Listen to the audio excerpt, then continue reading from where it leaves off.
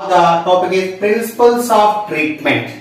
Now the topic is what? Principles of treatment. See, if you got the disease, there are two ways to treat an infectious disease. What is that? The first way is nothing but symptom based treatment. Okay, symptoms based treatment.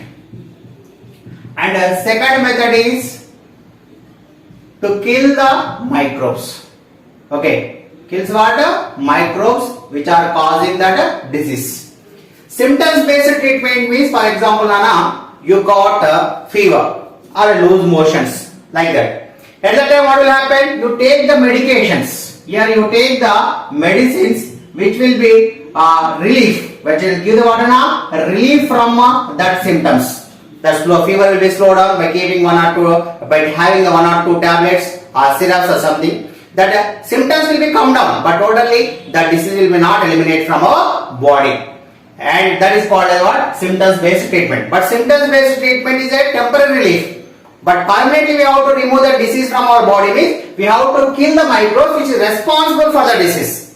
For the sake, we have to concentrate on this. So we have to use the very powerful medicines and very particular medicines here also, but they will completely destroy the microorganism which is causing the disease.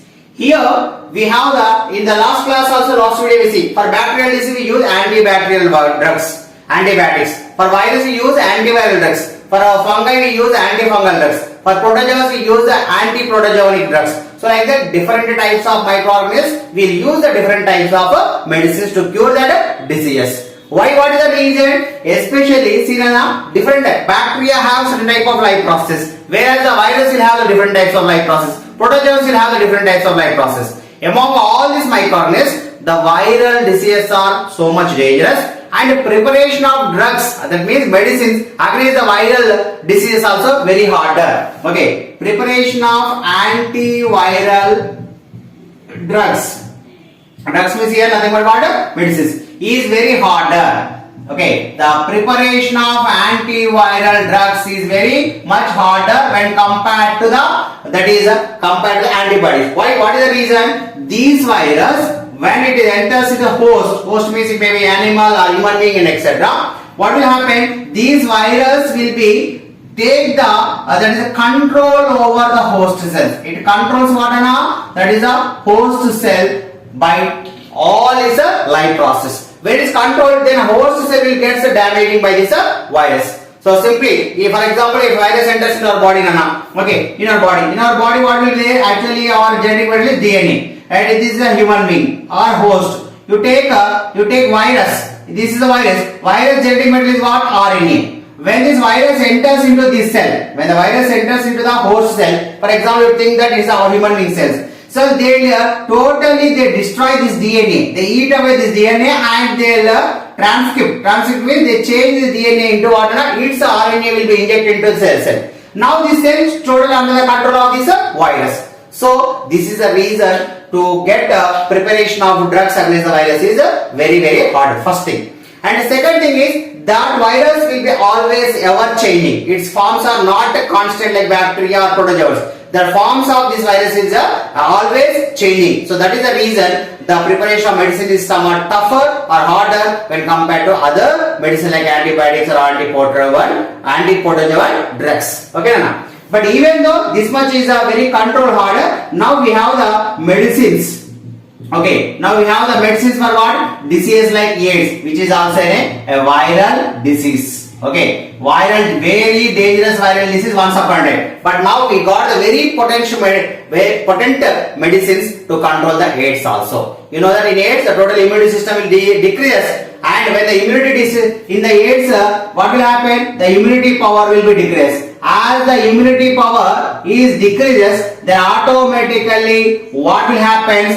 If a small microorganism enters your body, will get the disease. For example, if this AIDS patient got cold, the AIDS patient will call what? A common cold, a simple cold. For us, within the 3 days or 4 days, the cold will be eliminated from the body. But whereas this AIDS patient, as the immunity is weak, then what will happen? This cold can be converted into the pneumonia. It is one of the dangerous respiratory disease. and the pneumonia finally sometimes maybe leads to the death of the AIDS patient. So that is the importance of this virus. So virus once enters into the body, they take the control of our cell and it can be capture total mechanism which is occurring inside the cell. So that is the reason which is very tougher to prepare the medicine against the viral diseases. Principles of prevention.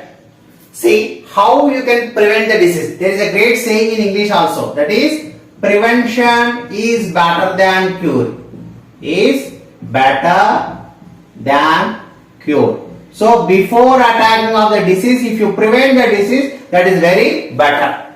So what are the preventive methods we'll see now. So actually in the prevention of certain diseases, there are mainly three limitations are there. Especially when you are dealing with infectious disease preventions, there are three limitations. First limitation is body functions damaged and they never recover completely. Suppose if a person got one disease, he may get recovered but not partially recovered, not completely recovered. So that is the first limitation. Second limitation, treatment will take time. Yes, in certain diseases it takes some months, some years also.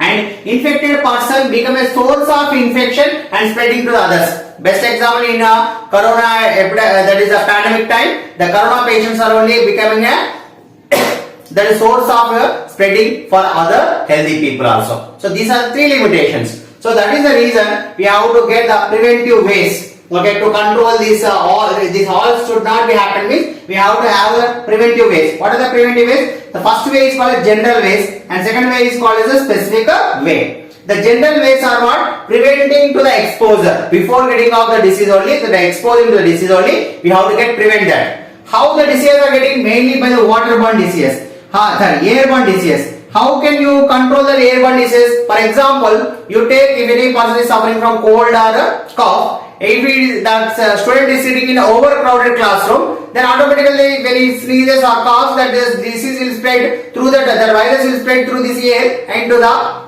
that is a total remaining children also. So overcrowding should be avoiding here. Then you can prevent that overcrowding and a proper ventilation. Okay, overcrowded classrooms and proper ventilation you can manage. You can control the airborne diseases. Waterborne disease, if you can supply the safe water, safe and pure water, you can supply to the public. Automatically, the public will won't suffer from the disease which are attacking by water, that which are occurring to what water. And next, vector-borne disease. In the vector-borne disease, for example, you take mosquitoes are responsible for causing malaria disease. If you control the mosquitoes, automatically we can control the disease like malaria, dengue, as well as the typhoid and etc. So these are the some of the general ways. By the preventing these, we can also prevent the occurrence of diseases.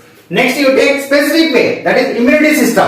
Our immunity system have a special role, that is in fight against the microorganisms and make free from the disease. Otherwise, daily we have to suffer from so many diseases. Why? What is the reason? So many number of microorganisms will enter into our body in our daily life. But daily we are getting disease? No, we are not getting. What is the reason? In our body, immunity system is there. That is, immunity system is nothing but WBC cells, that is white blood cells, which protect ourselves from disease-causing microorganisms and make free from that particular type of disease. Best example for disease, you take in the olden days, whenever the smallpox has become an epidemic in those days, at that time, the people who got smallpox towards the patient, nobody healthy person is dare to go enough. Why? Because the smallpox will be spread from the infected person to the healthy persons. But in those days only, there are certain people who got smallpox and get free from the smallpox. When such a type of person will go to near to that smallpox infected patients, that person who already got rid from the disease, that got free from disease, they are not attacking again. So such type of people has given the service for these people. So by seeing these methods, two methods are there for the controlling of the diseases. Understand? Now the topic is immunization. Immunization first was discovered by Edward Jenner. Edward Jenner, he was an English doctor who has been discovered the first immunization, that is vaccine. Okay, vaccine is a Latin word which came from a Latin word called as vacca. In Latin, vacca means what? Cow. Okay, so why taken this word cow, that is vacca, to keep the name as a vaccine? What is the story behind that? Means in the olden days, so many people got smallpox, and this smallpox was an epidemic at that time, and so many number of people are dying by this affecting of smallpox. So at that time, this Edward Jenner observed that the person who is already suffered from cowpox. Cowpox is a type of disease which is somewhat less serious than the smallpox, and especially occurring in the cows. And cow mates, this cowpox is also occurring in where? In the cow mates. And these cow mates, they are not suffering from a smallpox. So the cow mates got cowpox from the cows, and the cow mates who got the cowpox are not suffering from the smallpox. Even the smallpox will attack to them, they are not getting died, or they are not becoming serious. So by seeing this factor, and he has been developed the vaccine from the cow. Okay, from the cows, that is the cow's smallpox pustules. From the blood and from the serum, he has been prepared the vaccination. That is the reason he given the name for this is vaccine. Okay, Vacom is cow. Okay, from the the first vaccine produced against certain disease. So the vaccine for smallpox was first discovered by whom? Edward Jenner. And this is about. Nowadays we have the vaccines for so many number of diseases in the market we are available. In a childhood we are taking several vaccinations. Okay, what is that? We have the vaccine for whooping cough. Okay, we have whooping cough, diphtheria. Okay, and next one is hepatitis. In the hepatitis, so many types are there. Hepatitis A we have vaccine, and next whooping cough is the tetanus. Okay, polio, etc. So many we can write. At present, latestly we have corona vaccine also for the corona disease. So these are the various vaccinations are there at present in the market. If you take the vaccine, in future that virus will enter into our body also, we will not get that disease. Even though we suffer from the disease also, the effect from the disease also will not suffer that much. Okay, and mildly it comes and it goes away. And next you come to the, we have the vaccine for nowadays rabies also. Rabies is a disease caused by the bite of a dog. Okay, a mad dog bites a person, they suffer from a disease called rabies. So for the rabies disease also we have nowadays vaccinations. Okay, so these are various. How vaccines works we already discussed in the previous lesson 3rd chapter. Okay, for that you see in that video now. Okay, how vaccine works. So this is about our immunization program.